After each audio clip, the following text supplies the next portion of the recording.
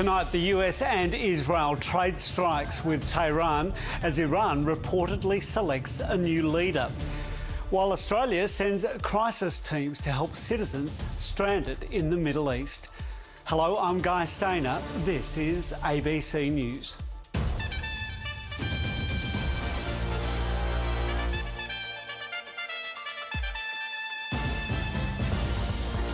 Also tonight, Tasmania's racing minister accused of misleading Parliament over election policy messages.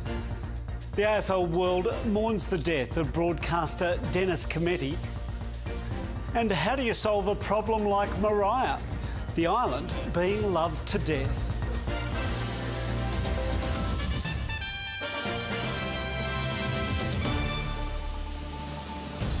There are major concerns tonight for more than 100,000 Australians in the Middle East as intensifying strikes widen the war into what are usually safe haven Gulf countries. Iran's drone and missile attacks are pounding energy targets across the region, with fears it'll send oil and petrol prices soaring. It's still pounding countries throughout the Gulf, where there's been deepening travel chaos with tens of thousands stranded. There are 24,000 Australians in the UAE alone. The first to get out are on their way home. But as European countries repatriate their citizens, Australia's government is under pressure to do the same. We begin our coverage of the war tonight with Matthew Doran in the Middle East.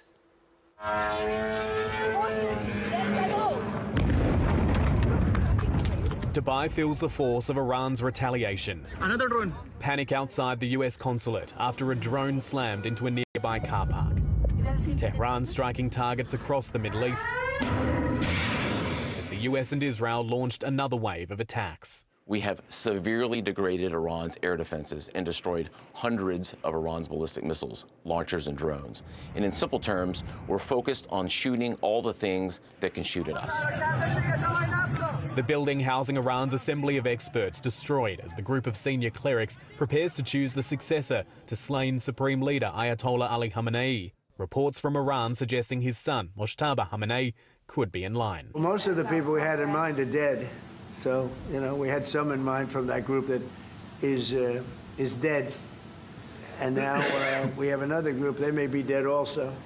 The US president's been pressed on conflicting messaging from his administration over his reason for going to war in the first place. Mr. President, did Israel force your hand to launch these strikes against Iran? Did Netanyahu pull the United States into this war? No, I might have forced their hand. You see, we were having negotiations with these lunatics.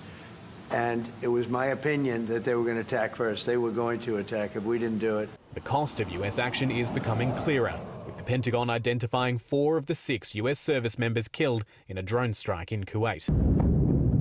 The estimated death toll in Iran is ranging from nearly 800 people to 1,500, some killed in strikes, others by Iranian security forces. This period will pass and Iran will come out of this historic test victorious. Don't have any doubts. The number of people killed in Lebanon is also rising as Israel strikes back at the Iranian-backed Hezbollah, forcing tens of thousands to seek refuge in makeshift shelters. I will say this honestly and courageously. I don't believe Hezbollah should have entered this fight at all. The UK has started defensive operations shooting down Iranian drones over Jordan. But Donald Trump has again accused Prime Minister Keir Starmer of taking too long to grant the US access to British military bases. This is not Winston Churchill that we're dealing with. While Canada's leader used a visit to Sydney to qualify his initial backing of the US operation. Prima facie, it appears that these actions are inconsistent with international law. Canada calls for a rapid de-escalation of hostilities. A call unlikely to be heeded as this conflict intensifies once more. And Matthew Doran is in northern Israel for us tonight.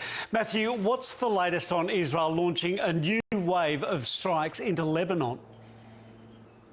Guy, good evening. We have seen in the last couple of hours or so multiple alerts being sent out by the Israel Defence Forces to people in Lebanon, preparing them for further strikes, not only in Beirut, where we have seen attacks hitting the Dahia area of Beirut, those southern suburbs often referred to as Hezbollah's stronghold in the city, but also much earlier this morning, warnings issued for 16 different towns and villages in southern Lebanon that they were going to be hit by Israeli attacks, claiming to be targeting Hezbollah sites, weapon stockpiles and officials there. This is all coming as Israel bolsters its presence, its military presence along its northern border. Behind us, the southern border of Lebanon, with more troops and military equipment being brought in after that announcement from Israel Katz, the country's defence minister, yesterday that a ground invasion of southern Lebanon was on the cards. There is already speculation in the Israeli media that even if the situation with Iran starts to cool, if the US calls time on that conflict,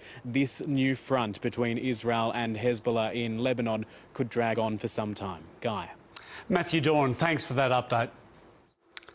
The ABC has spoken to people inside Iran who have broken through the regime's communications blackout. Many are expressing fear and, for some, their hope for regime change. In the Iranian city of Minab, the bodies of children fill this morgue, their belongings buried in the rubble outside. Amid the shelling, Iranian voices are breaking through the regime's internet blackout. If I die, I'm okay with it. If that leads to the destruction of this regime, this terrorist, I'm okay with it. One man telling the ABC of his terror living under assault. We've changed his voice to protect his identity. The blasts are so loud, they wake me up in the middle of the night. We hope the bombings will be over soon. Iranians with family inside the country are living in constant dread. That is the last message that I received from my father, February 28th, the first day of attack. Sepideh Jordairi tries calling. No one picks up. But finally, a friend in Iran. We're hearing the sound of explosions all the time. While many celebrate the death of Iran's supreme leader, the reality of war remains. My friends, all of them are opposing the Islamic Republic, but all of them are opposing this war too. The schoolgirls in Minab were among the first killed when the US and Israeli bombs began falling. The US denies deliberately targeting civilians. Unlike here in Israel, Iran doesn't have a warning system or even any bomb shelters to protect its citizens from airstrikes. And human rights groups have warned that the regime's communications crackdown during a war could lead to more deaths. For some, that fear is tinged with hope. Iran's clerical rule will fall. Bridget Rollison, ABC News, Jerusalem. More than 200 Australians are on their way home tonight after the first commercial flight in days took off from Dubai. The federal government is now sending crisis teams to the region to help the thousands of Australians still stranded. Here's National Affairs correspondent Jane Norman. A passenger plane takes off as smoke fills the Beirut skyline.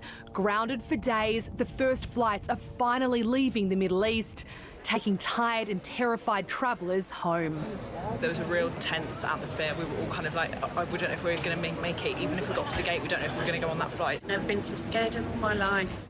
200 Australians are tonight on their way to Sydney on board an Emirates flight from Dubai, but many thousands more still stranded. Unfortunately, this conflict is spreading and intensifying. The federal government now sending 6 consular crisis teams to the Middle East to help them. We are conscious of how distressed many people are. We want to see every Australian be able to come home safely. This unprecedented challenge, one of multiple shocks governments are facing. People are under enough pressure as it is. Developments in the Middle East do risk making that worse.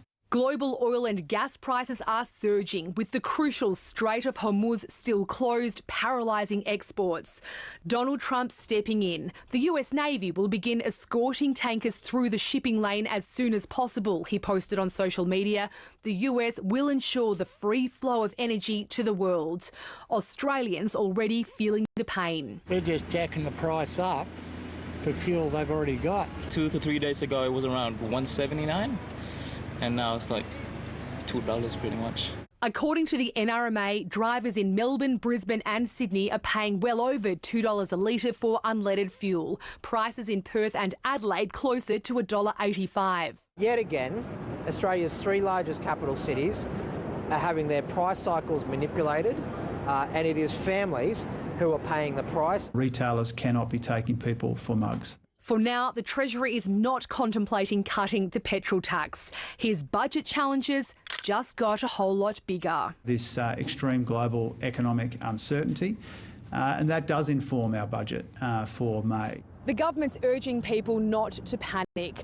While Australia imports the vast majority of its fuel and fertiliser, Labor's assuring the public it has at least a month's worth in reserve on top of privately held supplies. But the longer this conflict drags on, the more exposed Australia will become. Jane Norman, ABC News, Canberra. To the day's other news, and Tasmanian Racing Minister Jane Howlett is facing calls to resign from Cabinet over what she knew about her and her office knew about a Tas Racing message that may have breached election guidelines. Emails obtained by the ABC have called into question earlier answers provided by the minister, but she's adamant she and her office have done nothing wrong. Starting the day in more comfortable surrounds before heading into Parliament to face a barrage of questions. Why did you mislead Parliament? Why did you mislead Parliament? You should resign from Cabinet by the end of today. There is nothing new to see here. It all stems back to last year's election campaign and the Liberals' promise to create TasInsure, a state-owned insurance company. The next day, Tas Racing, a government business, sent a text message to all its participants saying it was pleased to advise that TasInsure would include workers' compensation insurance and that it was a positive development. Election guidelines say that government resources should not be used for party political purposes during campaigns. Tas Racing published the same message on its website, which Racing Minister Jane Howlett then linked to on her Facebook page. She denied knowledge of Tas Racing's message in Parliament last year until her own Facebook post was brought to her attention. Tas Racing soon took down the page after Labor raised concerns that advocating for Liberal policy breached caretaker conventions. Ms Howlett was later asked about it. Yourself and no one in your office or the government was aware that the text message about TasInsure from Tas Racing was going out? I can certainly tell you that myself and no one in my office was certainly aware.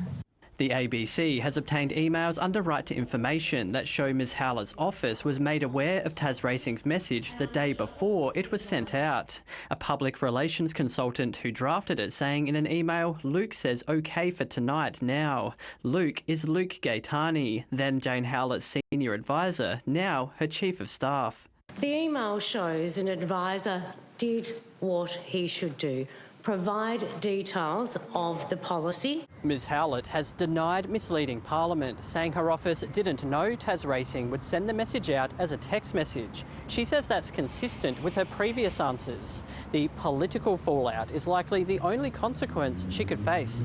People make mistakes. It's important that you own up to your mistakes when you make them. The minister needs to do the right thing and step down, and if she doesn't, the Premier needs to hold his minister to account. I believe that Ms Howlett has said very clearly the circumstances, and I support Ms Howlett. An endorsement from the Premier unlikely to stop further scrutiny. Adam Holmes, ABC News. Meanwhile, the Premier's plan to dismantle the Department of State Growth has attracted support from business groups, but unions have condemned the 250 job losses the change will create. And the housing industry wants more information about how the demise of Homes Tasmania will speed up the rollout of new affordable accommodation. Standing on the site of an affordable housing development in Hobart, the Premier set out to sell his plan to create a new government department, Building Tasmania. It would take between 6 and 12 months to bed this down fully and effectively, and we need to ensure that we get it right. Building Tasmania will take over infrastructure functions from the Department of State Growth and housing responsibilities from Homes Tasmania. 250 jobs will be axed when state growth is dismantled. The industry wants more detail about the planned change. One thing we're waiting to get more answers to is what happens with Homes Tasmania.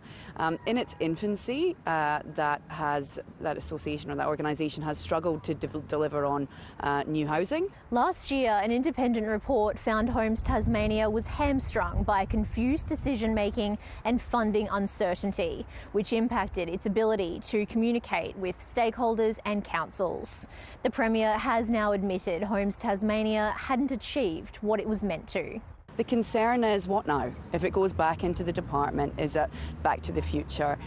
What happens to the delivery of our housing accord figures while the deck chairs are shuffled? We remain committed to that 10,000 target, of course. While industry groups have largely welcomed the demise of state growth, unions representing the workers who may lose their jobs are unimpressed. It is another thought bubble from a government that's run out of ideas, but it has a very real impact on Tasmania. It's not a very positive sign that in the first week back, the Premier has an opportunity to outline his vision for the state, and his vision was job cuts and departmental restructures. The Premier says the restructure will save around $250 million over 5 years. Jessica Moran, ABC News. Very good. Tasmania's Education Union says its members will refuse to do any work related to annual NAPLAN testing as part of escalating industrial action. Pay negotiations have broken down between public sector unions and the state government. Child safety workers, Biosecurity Tasmania staff and those from the Forensic Science Service walked off the job today. With teaching assistants also yet to reach a deal, the Education Union says the standardised NAPLAN testing will be next hit. We feel as though this is an example of extra workload that is put on staff for the benefit of the government and the data that they want. It doesn't have a real impact on students. We're open to, again, good faith negotiations where we can put matters on the table that can be discussed in a very sensible and measured way. Tasmania's House of Assembly has passed a motion of condolence for the victims of the Bondi terror attack. The condolence motion honours the victims and survivors, as well as first responders, condemns anti-Semitism and vows action to prevent extremism. Many MPs also acknowledge the ongoing impact of the 1996 Port Arthur massacre. Tasmanians sadly understand the enduring pain and the senseless violence that such horrific attacks leave behind in our community. A small island off Tasmania's east coast is attracting booming visitor numbers, prompting concerns the island and its wildlife are being loved to death. The Tasmanian government is upgrading infrastructure on Maria Island and a new management plan is in the works, but there are calls for more education about how to respect the island and its inhabitants. Maria Island is known for its stunning scenery, World Heritage listed buildings and abundant wildlife.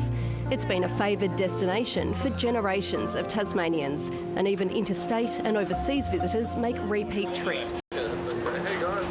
It's unique. I've never seen something like this anywhere else on the planet. Do you want to go get your hat, darling? The island offers bunkroom accommodation and camping, but day trips are increasingly popular.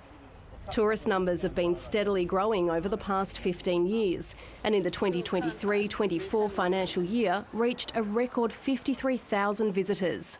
More regulated than when we were kids, but there's also more facilities, so it makes it easier to bring a young family out here. Maria's a sanctuary for native wildlife. It's really popular in Chinese social media, so that's why we know it and we planned here for a trip. Visitors are told before boarding the ferry to stay 2 to 5 metres away from wildlife, but social media is rife with videos of people showing themselves getting too close once they're on the island.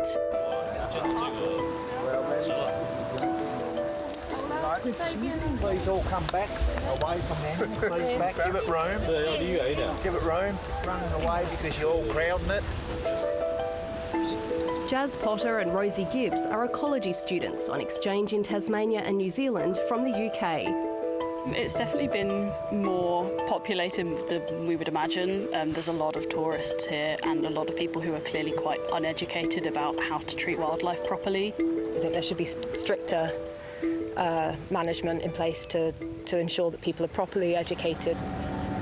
Work is underway to cater to the growing demand. The ferry operator is procuring a new bigger vessel, and there's a $9 million project to modernise the island's water and electrical infrastructure.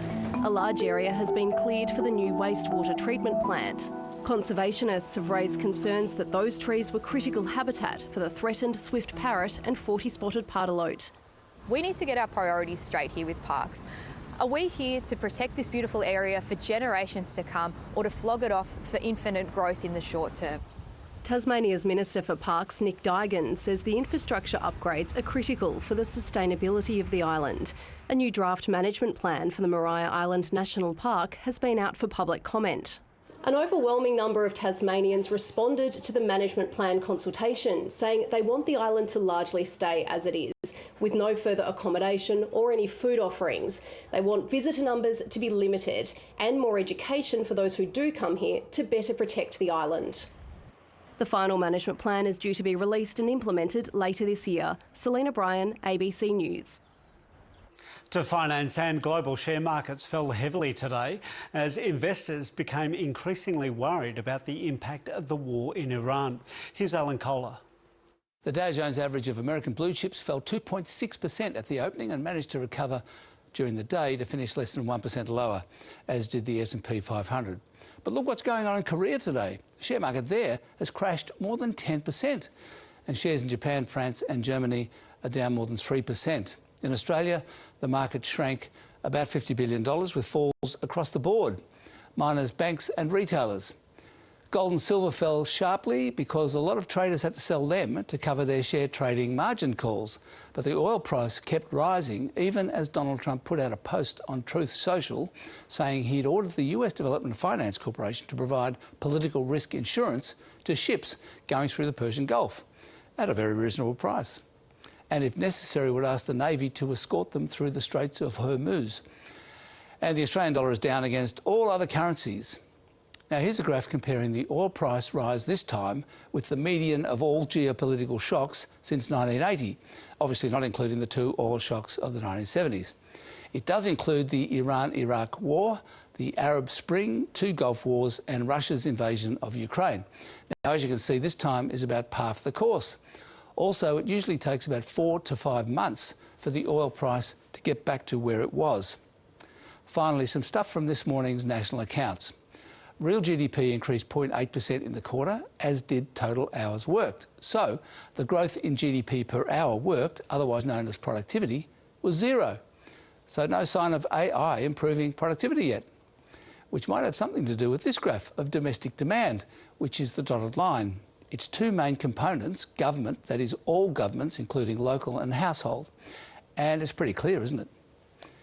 Here are the components of government or public demand.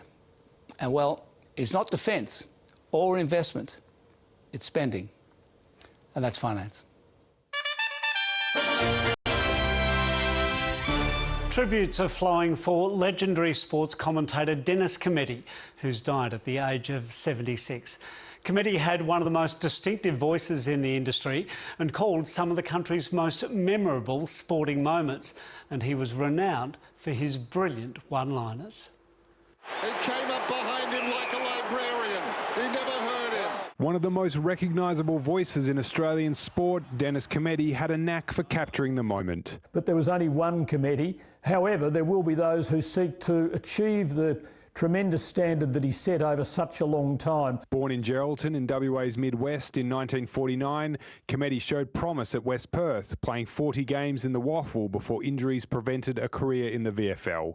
But it was his media career, spanning more than 5 decades, that made him a household name. From Kieran Perkins' Olympic gold in 1996... This is where gold. The best kind of gold. Perkins goes in first. To some of footy's iconic moments. Like a cork in the ocean over his head. Oh, my word! He was so incredibly gifted. He was the best of his kind at his craft. Cometti started at the ABC in 1972, calling Test cricket before moving to Channel 7 in 1986, where he forged a remarkable partnership with Bruce McAvaney. He made footballers famous. I mean, can you do anything more than that? It's rare in this world you're going to get two great people working together for so long. So, yes, it is a shock. His loss felt deeply by those who worked with him. Cometti was inducted into the Sport Australia Hall of Fame and the Australian Football Hall of Fame. The media wing at Perth Stadium also named in his honour. AFL CEO Andrew Dillon says Cometti's lines would live long in the memory of fans across the country. An iconic voice of his generation, gone but not forgotten. Dennis Cometti was 76.